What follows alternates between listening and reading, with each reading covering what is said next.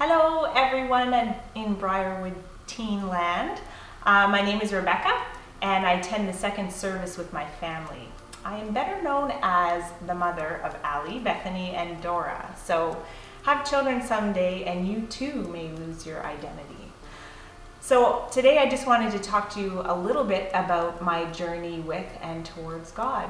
So I'm going to fire some questions my own way and answer them for you. So here we go with question number 1.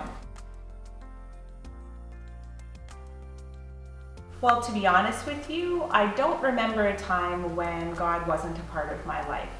You see, I'm what you would call a gooba, grown up, born again. I was raised in a Christian home with loving Christian parents and Christian community, and I attended a really, really cool church. In fact, I was probably one of those annoying kids in Sunday school who was like, oh, I know the answer to Jesus, and everything's God or Jesus, and I was very, very eager. And I participated in every pageant there would have been and recited memory verses, and it was just so much a part of my upbringing. And yes, it did also include having a crush on the minister's son. So that's a good reason to go to church. Anyways, but I digress. God did become more than just a word to me around the age of 16.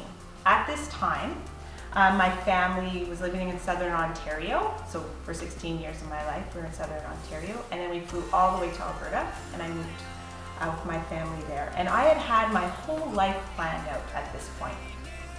And I became very angry that I had to restart all over again. Thankfully though, at my new church, I had a minister who let me fire question upon question upon question to him about God. And I finally just got tired of being so angry because it was only really hurting myself to be angry. And I eventually got baptized. Now, the tradition of the church that I was a part of, we did baptism by immersion. So here's me getting immersed in the baptismal tank. It was a very cool experience, and I still look back to that with a lot of good memories, and it was a good way to solidify my faith. I then attended, after I graduated high school, I attended Bible college for 2 years, and those were some of the best years of my life because I didn't quite know what I wanted to do when I grew up, and it was just a really good way to meet people from across Canada and the States and around the world because there was many people there. And it really, again, helped to solidify my faith. Plus, I met a really hot guy there, and I ended up getting married. Well, because I didn't have an earth-shattering conversion experience, I don't really have a good before and after Jesus was in my life picture. But what I can say is that saying yes to God is not just a one-time thing. It's a daily decision. And sometimes I've said no to God, and sometimes I've definitely said la la la, I can't hear you. I have to remind myself that every day I have a choice whether I'm going to follow him or do the right thing or whatever my decision is for that day. There's a verse in the Bible I wanted to share with you. That's brought me a lot of peace because saying yes to God can definitely bring you peace. Part of Luke 9 verse 23 and 24 says, and this is Jesus talking, not me, he says, anyone who intends to come with me has to let me lead. You're not in the driver's seat, I am. Don't run from suffering, embrace it. Follow me and I'll show you how. Self-help is no help at all. Self-sacrifice is the way, my way, to finding yourself, your true self. What good would it be to get everything you want and lose the real you? Now for the final question. Anyone who knows me well knows that I struggle with trying to control things, needing to have control over things. And when I look back on it as a teenager, that meant that I stressed about things such as my grades. I had to, be really top of the class. My appearance, and there's me with the zit, because that's really not fun. I still get those, but it's not funny My athletic ability, I stressed about that, whether I was sporty enough, if that makes any sense, or whether my team won. I was very, very competitive, and I still am, even with cars. And whether I was lovable or well-liked. I cared about what people thought a lot.